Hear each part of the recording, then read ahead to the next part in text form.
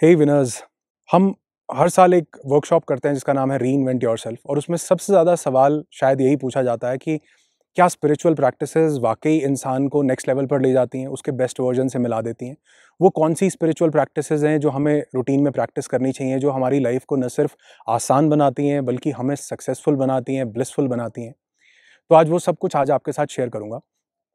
और अक्सर हम ये समझते हैं कि स्पिरिचुअल होने का मतलब, स्पिरिचुअलिटी का मतलब मेडिटेशन है, कि मेडिटेशन एक ऐसी प्रैक्टिस है जो अगर हम करते हैं तो हम स्पिरिचुअली हाई हो सकते हैं। और बहुत से लोग इस मेडिटेशन को ट्राई करते हैं, लेकिन अनफॉर्चुनेटली बहुत लोगों से वो मेडिटेशन हो नहीं पाता, क्योंकि जन्मों जन्मों की हमारी आदत है डिस्ट्रैक्ट होने की, विचारों की, थॉट्स की इतनी ज़्यादा जाल हमारे माइंड में बने हुए हैं, तो वो इतनी आसानी से नहीं जाते। तो वो कौन सी स्पिरिचुअल प्रैक्टिसेस हैं जो मेडिटेशन के अलावा हम लोग कर सकते हैं, जो हमें स्पिरिचुअली अवेकन करती हैं, हाई करती हैं, हमें हमारे बेटर वर्जन से मिलाती हैं। तो वो आज इस वीडियो में आपके साथ शेयर करने वाला हूँ। अमेजिंग वीडियो होने वाला है, बिल्कुल भी मिस नहीं करना। तो सबसे पहली स्पिरिचुअल प्रैक्टिस जो हमें करनी चाहिए, जो हमें लाइफ में यू नो बहुत कुछ दे सकती है, वो है डिटैचमेंट। डिटैचमेंट यानी अलग होकर के देखना चीज़ों को, सिचुएशंस को, लोगों को। आपने अक्सर देखा होगा कि हमारे साथ लाइफ में बहुत बार बहुत टफ सिचुएशंस हो जाती हैं, और उन टफ सिचुएशंस में, वर्स्ट कंडीशंस में बहुत से लोग आकर के हमें बहुत अच्छी अच्छी सलाह दे रहे होते हैं, हमें कंसोल कर रहे होते हैं अगर लाइफ में कुछ बुरा हो जाए तो। लेकिन वहीं अगर वो सिचुएशन उनकी लाइफ में हो, तो हम उनको जाकर के वही सलाह दे रहे होते हैं, हम उनको जाकर के कंसोल कर रहे होते हैं। क्यों? क्योंकि जो इंसान हमें सलाह दे रहा है वो अभी उस सिचुएशन में नहीं है। कहने का मतलब है वो उस सिचुएशन से डिटैच्ड है। तो जब भी हम किसी चीज़ से डिटैच हो जाते हैं, हमारी एक दूरी बन जाती है, तो हम उसको ज़्यादा अच्छे से ऑब्जर्व कर पाते हैं, उसमें इंटेलेक्ट ज़्यादा काम करने लगता है। इसीलिए जब हमें चोट लगती है, बहुत दर्द होता है, लेकिन किसी दूसरे की चोट में हम उतना दर्द में नहीं होते, क्योंकि हम उससे डिटैच हैं। तो सबसे पहली प्रैक्टिस जो हमें करनी चाहिए वो है ये डिटैचमेंट की, दूरी बनाने की, दूर से देखने की, हर चीज़ को ऑब्जर्व करने की। और अक्सर लाइफ में जब डिफ़िकल्ट टाइम्स आते हैं, टफ सिचुएशंस आती हैं, तो हमें लगता है कि नहीं, हम ये इस सिचुएशन को थोड़ा दूर से देखेंगे, हम डिटैचमेंट की प्रैक्टिस करेंगे, लेकिन वो पॉसिबल नहीं है। जब भी टफ सिचुएशन आती है, उसमें डिटैचमेंट इतना ईज़ी नहीं है जितना ईज़ी ये है जब हम अच्छे पलों में हों, जब हम खुशी में हों। क्योंकि जब आप खुशी में हो तो उस चीज़ से इतना ज़्यादा अटैच ना हो, उसको दूर से ऑब्जर्व करके देखें कि ये हाँ, मेरे साथ हो रहा है, लेकिन this is not the only situation, this is not the only पल व्हिच आई एम चेरिशिंग।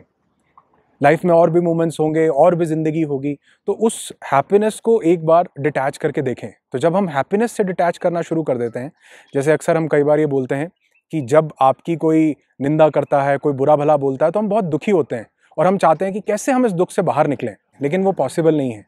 वो पॉसिबल तभी हो सकता है जब हमने अच्छे मोमेंट्स में, खुशी के मोमेंट में डिटैच होना सीख लिया हो।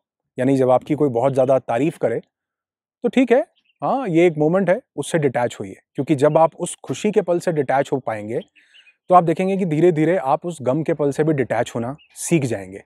और जो हम अक्सर बोलते हैं कि मेडिटेशन नहीं हो रहा, या हम मेडिटेशन कर नहीं पा रहे हैं, तो उसमें भी एक बहुत बड़ा रोल इस चीज़ का होता है कि हम डिटैचमेंट की प्रैक्टिस नहीं कर पा रहे हैं। क्योंकि मेडिटेशन क्यों नहीं हो रहा? क्योंकि जो विचार हैं, जो थॉट्स हैं, हम उनसे इतना ज़्यादा अटैच हो जाते हैं कि हम उनके साथ ही बहने लगते हैं। मतलब हम उनके साथ ही फ्लो करने लगते हैं। और अगर हम धीरे-धीरे ये प्रैक्टिस करें कि हम चीज़ों से, लोगों से, किसी के अच्छा-बुरा बोलने से अपने आप को डिटैच करने लगें, तो आप देखेंगे मेडिटेशन की प्रैक्टिस करना भी बहुत ज़्यादा आसान हो जाएगा।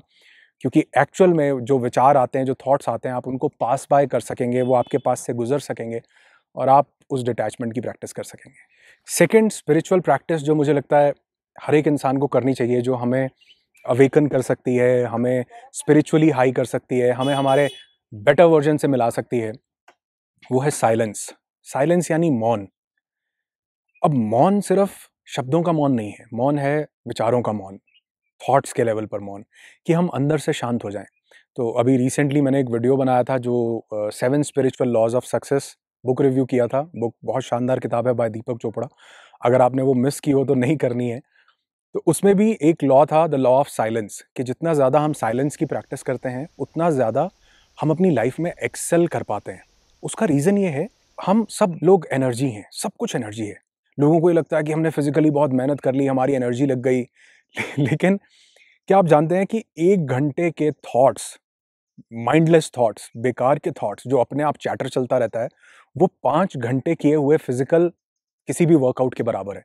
वो इतनी एनर्जी हमारी कंज्यूम कर लेते हैं। लेकिन अगर आप थोड़ा-सा ऑब्ज़र्व करो तो हम पूरे दिन में लगातार उन थॉट्स में हैं। सारा दिन हमारी एनर्जी उसमें कंज्यूम हो रही है। तो इसीलिए जब हम उन थॉट्स को एक विराम देते हैं, हम साइलेंस में जाते हैं, तो हमारी बहुत एनर्जी जो है कंज़र्व, हम उसका एक रिज़र्वॉयर क्रिएट कर सकते हैं। और वो जो एम्प्टीनेस अंदर आती है, वो बहुत सी क्रिएटिविटी को जन्म देती है। वो बहुत से पीस को जन्म देती है, रिलैक्सेशन को जन्म देती है। तो इसलिए अगर हम साइलेंस की प्रैक्टिस करें, तो ये हमको बहुत अनलिमिटेड पावर देती है। मैं आपको एक छोटा-सा एग्ज़ाम्पल देना चाहूँगा, कई बार मैंने इसे दिया है, कि अक्सर आपके साथ ऐसा हुआ होगा कि कोई आपके कार की चाबी, घर की चाबी, स्पेक्स, ग्लेयर्स, कोई भी ऐसी चीज़ गुम हो गई और हम उसको ढूँढने के लिए लगे रहते हैं, बहुत देर तक हम ढूँढते रहते हैं लेकिन वो नहीं मिलती। हफ़ड़ा-तफ़ड़ी, दिमाग में कहाँ रखा था, कहाँ रख के भूल गए, होता है कि नहीं ऐसा? लेकिन वहीं कई बार ऐसा होता है कि हम उसको ढूँढना बंद करते हैं, रिलैक्स होकर के साइलेंस में आराम से बैठ जाते हैं, तो दिमाग में एकदम से थॉट आ जाता है कि यार, यहाँ रखी थी, और वो मिल जाता है। क्यों? क्योंकि वो जो माइंड का चैटर था, वो रिलैक्स होने पर आपको वो साइलेंस जो है वो हमारी वाइब्रेशंस को हाई करता है और नेचर की इंटेलिजेंस से कनेक्ट करता है। तो इसलिए साइलेंस ज़रूर प्रैक्टिस कीजिए। मैं सबको बोलता हूँ कि अगर 30 मिनट्स नहीं आप दिन में कर सकते, 20 मिनट्स, 10 मिनट्स, 5 मिनट्स, 1 मिनट, अगर हम उसको प्रैक्टिस करें, तो ये एक बहुत शानदार स्पिरिचुअल प्रैक्टिस है जो हमें लाइफ में क्रिएटिविटी के दरवाजे हमारी लाइफ में खोल सकती है, अबंडेंस के खोल सकती है, इंटेलिजेंस के खोल सकती है, और ये जो चीज़ एक पीस देती है हमें, उसका दुनिया में कोई कंपैरिजन नहीं है। तो साइलेंस प्रैक्टिस करो जितना ज़्यादा हो सकता है। साइलेंस, है ना? कमाल चाय है। बहुत शानदार चाय बनाई है जी आपने। थर्ड स्पिरिचुअल प्रैक्टिस जो हम कर सकते हैं, वो है कंपैशन। कंपैशन यानी करुणा। कंपैशन लव से कहीं ज़्यादा बड़ी पावर है। आपने बहुत से लोगों को सुना होगा कि मैं इस चीज़ से बहुत प्यार करता हूँ, मैं इस चीज़ के प्रति बहुत, मेरे को लव है। लेकिन जो करुणा है, ये वर्ड ही अपने आप में बहुत हाई वर्ड है।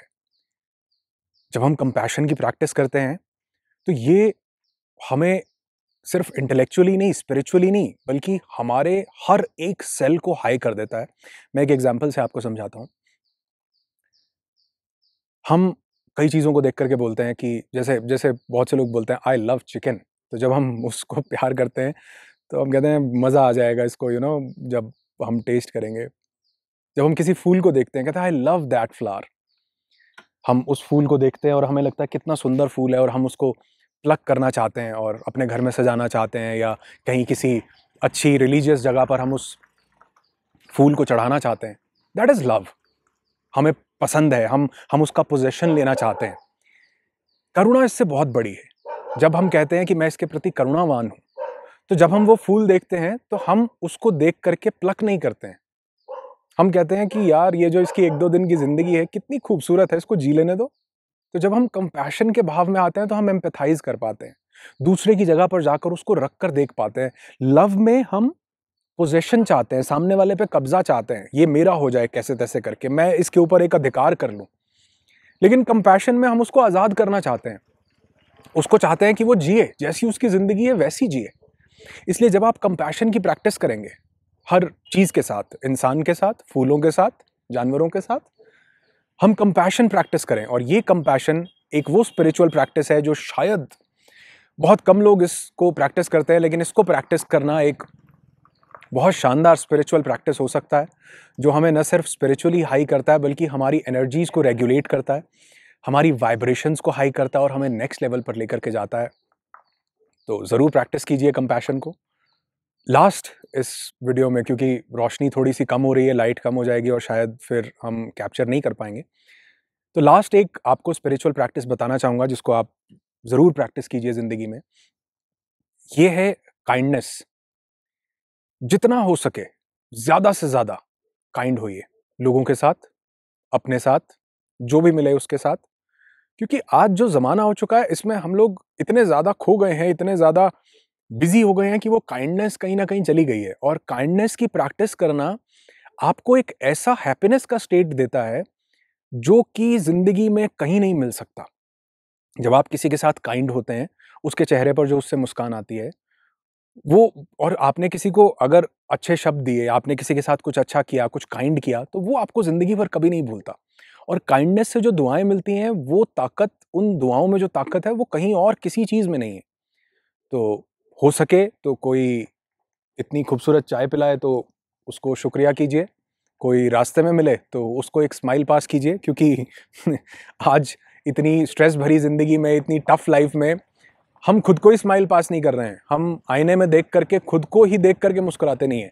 तो दूसरों को देख करके स्माइल करना तो बड़ा मुश्किल हो जाता है। तो कहीं पर भी कोई भी मिले, उसके साथ बड़े ही अच्छे से पेश आइए, क्योंकि इसका मतलब ये नहीं है कि हम कुछ इसके बदले में चाह रहे हैं। इसका मतलब ये है कि ये हमारे अंदर एक हैप्पीनेस के फैक्टर को जन्म देता है, और एक ऐसा हैप्पीनेस का फैक्टर जिसके बदले में हम कुछ नहीं चाहते हैं। हम किसी को एक स्माइल दे रहे हैं तो उसके बदले में हम कुछ नहीं चाहते हैं, और हो सकता है आपकी एक स्माइल किसी का दिन बेहतर कर दे। आपका एक बोला हुआ थैंक यू किसी के पूरे दिन को एनलाइटन कर दे। तो काइंडनेस प्रैक्टिस कीजिए जितना हो सकता है, लोगों के साथ काइंड होइए, हर चीज़ के साथ, और सबसे बड़ी बात, अपने साथ काइंड होइए।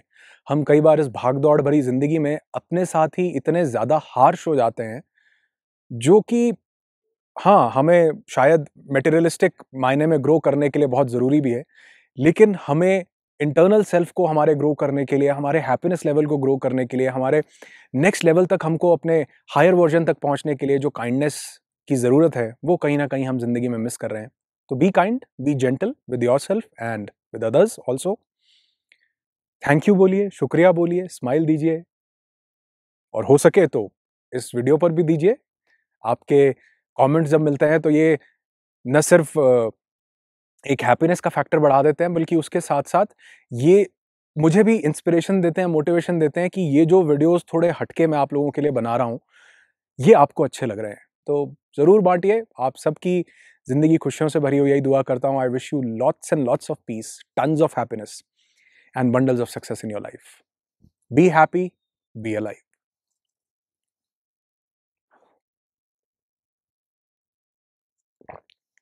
शानदार चाय भैया।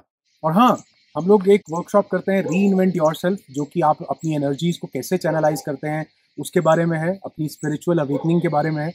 वो भी हो रही है। बहुत शानदार वर्कशॉप है, आपको मिस नहीं करनी चाहिए। उसका लिंक मैं डिस्क्रिप्शन में दे देता हूँ, उसको ज़रूर चेक कीजिए, और मिलते हैं उस वर्कशॉप में।